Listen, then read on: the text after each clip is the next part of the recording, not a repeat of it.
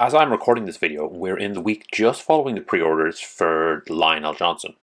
This was a super big release, and unfortunately GW made a bit of a mess of it with their web store going down, and the Primark and the Arcs of Omen books selling out before most people were able to get back in.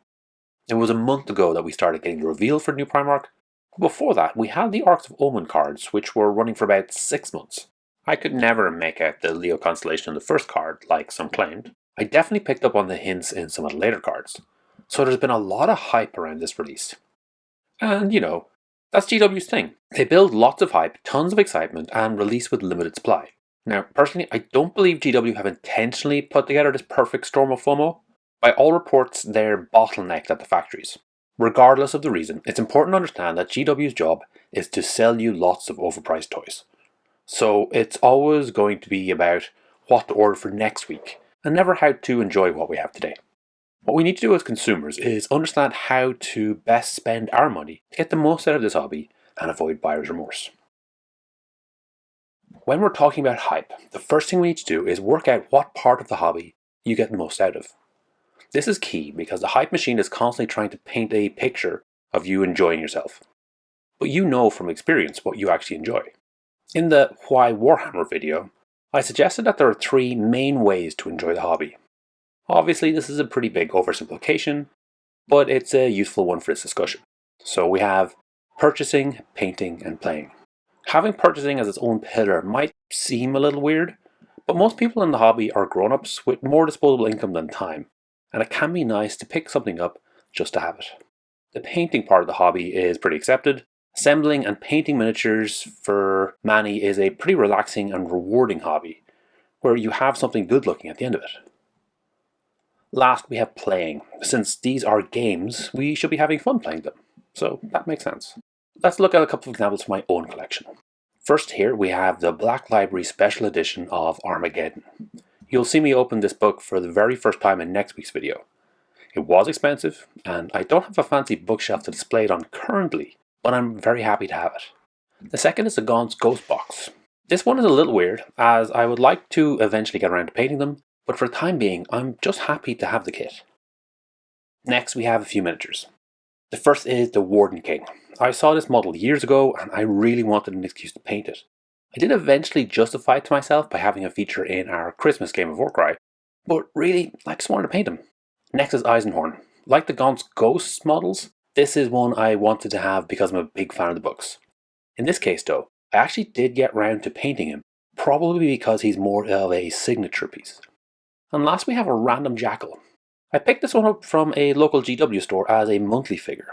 I have no plans for the model, it was just a fun miniature to paint.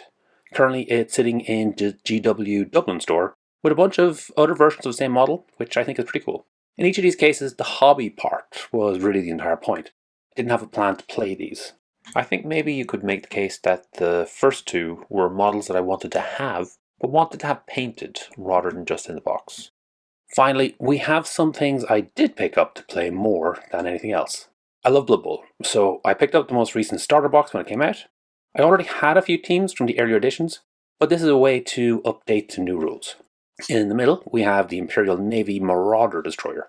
I absolutely love painting aeronautica models, and in this case that definitely was a factor. What I was more interested in though was having a bomber option for games of aeronautica. The box with 2 Marauders was picked out primarily for gameplay reasons. Last, we have the Norwood box. I played a little Underworld when it first came out, but like many players, I lost interest after the second season, when I felt the constant releases to keep up just got too much. I really like the new Nemesis format though, so I picked up the Norwood box to get my hands on new rules, tokens, and those Rivals decks. While I'm looking forward to painting the models from the box, the primary goal here was to be able to play in the new format. Next up, let's take a look at some of the ways GW sell their products to us. When you go to GW's website, you'll see this amazing miniature for Lionel Johnson. Currently this is sold out, but at one point there was a link that let you buy it. At least, that's what GW wants us to think. Their entire business is based on the idea of selling us a dream. I think it's called image marketing. If you're lucky enough to get a copy of the line, you end up with a box of plastic sprues, and not this fantastic miniature which has been painted by the best of GW's painters. This might seem obvious, we all know this, and yet it has been an incredibly successful marketing tool. GW sell to us the model on the left, and they give us the sprues on the right. Now, if you're up for the challenge, the painting side of the hobby can be very rewarding, but it takes time and dedication. While GW sell the brushes and paints you need to get going, they're also selling the lifestyle. Maybe you can't buy their version of the line, but you can paint them yourself, right? On the left we have a model painted by Neil Hollis, who won a Golden Demon Award very recently. According to the Warcom article, Neil started this model pre-COVID. Although there was a break, he does talk about spending 200 to 500 hours on just one miniature to get it to this amazing standard. Next to it I've got a model that Pat from the painting phase posted as a bit of a piss take. This wasn't a serious effort. In fact, the more you look at it, the more details you see specifically intended to wind people up. I think it serves a good point though. You've got to start somewhere. It is absolutely possible to produce a heavy metal style miniatures yourself, but it will require time and dedication.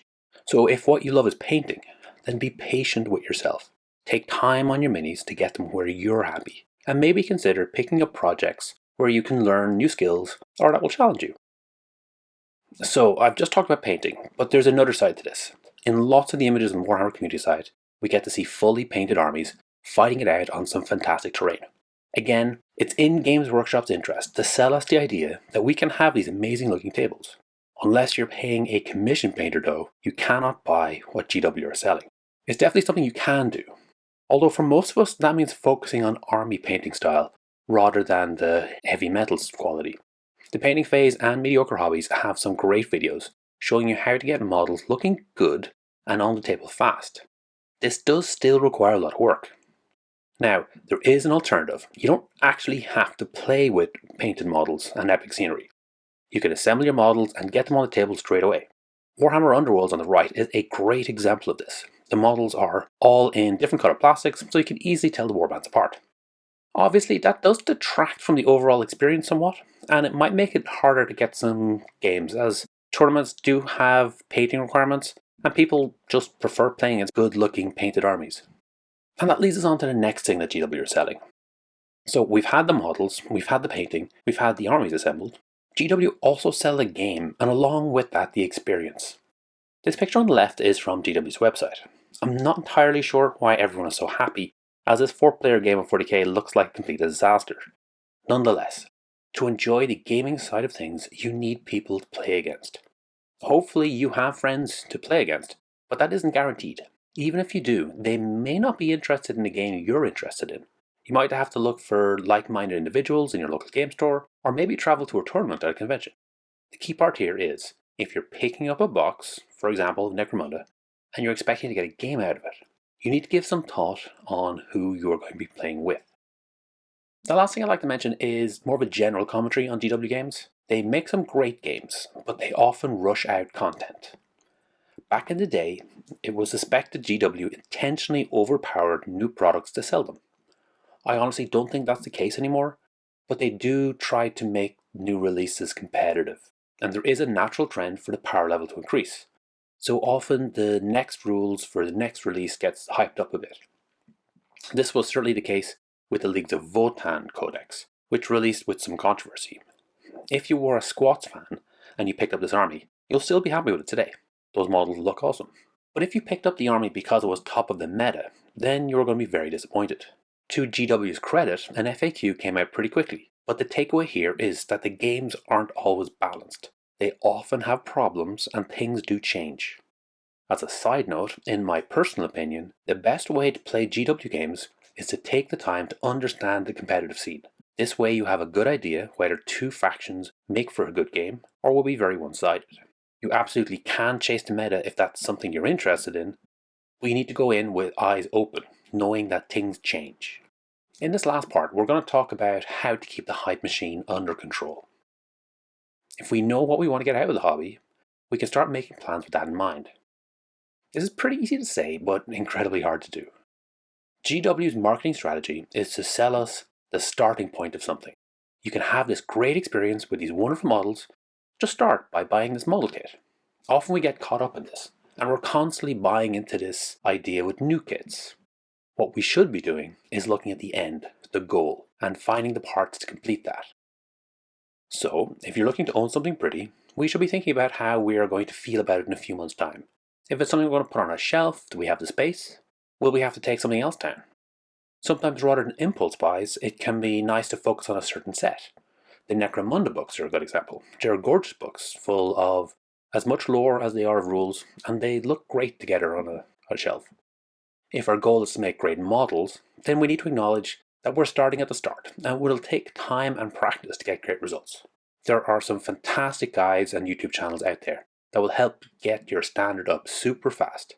But it's absolutely crucial that you take the journey by yourself and celebrate each and every success rather than comparing yourself to the masters.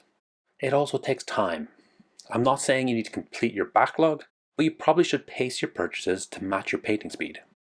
And last, if you're going to play a game, then work out the steps between now and getting that experience on the table. You're going to need an accomplice to play with. You're probably going to want painted models and scenery. There's always a temptation to get extra factions and options, but initially, if you can focus on just getting that one basic game going, then you'll be able to maximize your fun. There is a wealth of things that can be said about how best to play. The key part, I think, is to make sure everyone has fun. Depending on your opponent, that might mean playing a fluffy list and trying to get the best out of it, or it might mean playing a super competitive list and going as hard as you can. The GW hype machine is strong though, so let's say you've got the next big release sitting in your cart and you've got a few seconds to decide whether to hit that green check out button or not. Think about these things. Is this the right purchase? Once I open up that box and see what's inside, will it match the image of what I'm getting? Will I need to do more work? If I am keeping in budget, what else could I be getting instead? Next, do I want to paint this? What level of paint job will I need to be happy with this purchase? Will I get to play this? Is that a realistic goal? Am I willing to take the steps needed to get this onto the table? Is this helping me get a game on the table, or is it just another option? And finally, do I have the time? Painting and playing are big commitments, and each project we add to the list is probably pushing another one off back into our backlog. If after asking these questions you're still not scared off, then go for it. You'll still end up making some reckless purchases that you probably shouldn't, but at least you'll have gone in with eyes open. The Warhammer hobby is incredibly rewarding, but Games Workshop is still a business looking to make money. So each week we get hyped up on the upcoming releases, and we have this image in our heads of how great it could be. Where people end up disappointed, I think, is when the dream and the reality never quite match. Usually this is because people can't see the effort you need to invest to get from a pile of sprues to an epic narrative experience on the table. It is possible, it is totally doable. I posted a few battle reports myself with my own collection, and I'm not entering golden demons. But I am slogging away slowly to get those models onto the table. In next week's video, I'll be going through my pile of shame, although in the video I refer to them as future victories. It was a fun and quick video because I won't have time to edit a video that week. I am heading to Warhammer Worlds on the Friday and then to Warhammer Fest on the Saturday. There I'll get to experience the full hype machine in action as we hear about the new edition of 40k and hopefully some reveals for the skirmish games. No doubt I'll get to make some reckless purchases myself, but I'm sure a good time will be had. So, if you are there, do come over and say hi. I will be the one standing next to Lady Credo. Thanks for making it all the way to the end. Hopefully you enjoyed this video. Each week I put up a new video talking about one of Games Workshop's specialist games. The goal is always to try and make the best possible two-player experience. If this is something you'd find interesting, please subscribe to the channel and comment to let me know what you'd like to see in future.